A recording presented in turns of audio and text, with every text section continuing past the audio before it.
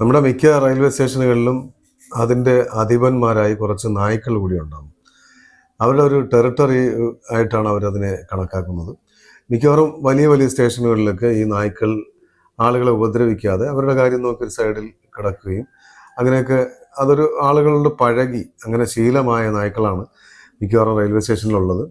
എന്നാൽ ഒരു സമയത്ത് മദ്രാസ് റെയിൽവേ സ്റ്റേഷനിൽ ഭയങ്കരമായ ഇവയുടെ എണ്ണം കൂടി. അപ്പോഴത്തേക്ക് അവിടുത്തെ ഒരു ഓഫീസർ അതിനെ മാറ്റണമെന്ന് തീരുമാനിച്ചു. അതിനെ പുറത്ത് മൃഗ സംരക്ഷകരുമായിട്ടും അതുപോലെ ഈ society for cruelty against animals അങ്ങനെയുള്ള സംഘടനകൾ, മൃഗസംരക്ഷണ വകുപ്പ് ഇവരുമൊക്കെ ആയിട്ട് സഹകരിച്ചിട്ട് ഈ നായ്ക്കളെ മൊത്തം റീലൊക്കേറ്റ് ചെയ്തു, അവിടെ നിന്ന് മാറ്റി. നായ്ക്കൾ നമുക്കറിയാം ഭയങ്കര ടെറിട്ടോറിയലാണ്, മറ്റു നായ്ക്കൾ അവിടേക്ക് വരാൻ സമ്മതിക്കില്ല. ആരെങ്കിലും കടന്നു കയറിയാൽ അപ്പം തന്നെ അവർ കുരച്ചോ കടിച്ചോ ഒക്കെ ഓട്ടിക്കും. അങ്ങനെ ഇതിൽ ശക്തിയുള്ള ഒരു ടീമായിരിക്കും ആ ഒരു റെയിൽവേ സ്റ്റേഷനിലും ഉണ്ടാവുക. മനുഷ്യൻ്റെ ഗോത്ര സ്വഭാവം പോലെ തന്നെ പട്ടികൾക്കും ഇങ്ങനെ ഒരു ടെറിട്ടോറിയൽ സ്വഭാവമുണ്ട്. അപ്പം ഈ പട്ടികളെ അവിടെ നിന്ന് മാറ്റി വേറെ എവിടെയോ കൊണ്ട് റീലൊക്കേറ്റ് ചെയ്തു, ഏതോ സ്ഥലത്തേക്ക് മാറ്റി.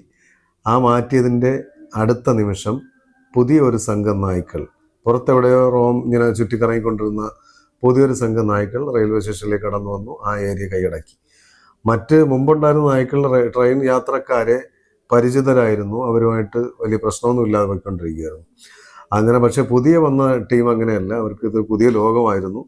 പുതിയൊരു ഏരിയ കിട്ടിയ സന്തോഷത്തിൽ അവർ വലിയ അക്രമങ്ങളൊക്കെ തുടങ്ങി. അവസാനം ഇവരെ മാറ്റാൻ തീരുമാനിച്ചു. പക്ഷേ മാറ്റിയാൽ വീണ്ടും അടുത്ത ടീം വരും.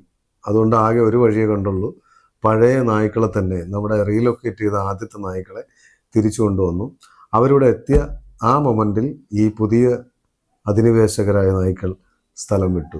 ഇങ്ങനെ നായ്ക്കളും കൂടി അടങ്ങിയതാണ് ഇന്ത്യൻ റെയിൽവേയുടെ ഒരു സംവിധാനം. ഇത് മിക്കവാറും സ്റ്റേഷനുകളിൽ ഇണങ്ങി ജീവിക്കുന്ന കുറേ പട്ടികൾ. പൊതുവിൽ അവർ ആരെയും ഉപദ്രവിക്കാതെ ഒരു സൈഡിൽ കൂടെ പോകും. പക്ഷേ അതിൻ്റേതായ പ്രശ്നങ്ങളൊക്കെ ഉണ്ട്. പക്ഷേ അതും കൂടെ ആണ് നമ്മുടെ ഒരു ഇന്ത്യൻ സമൂഹത്തിൻ്റെ ഒരു ശീലം എന്ന പോലെ ഈ നായ്ക്കൾ കൂടി ഇങ്ങനെ റെയിൽവേ സ്റ്റേഷനുകളിൽ ഇങ്ങനെ ജീവിക്കുന്നുണ്ട്.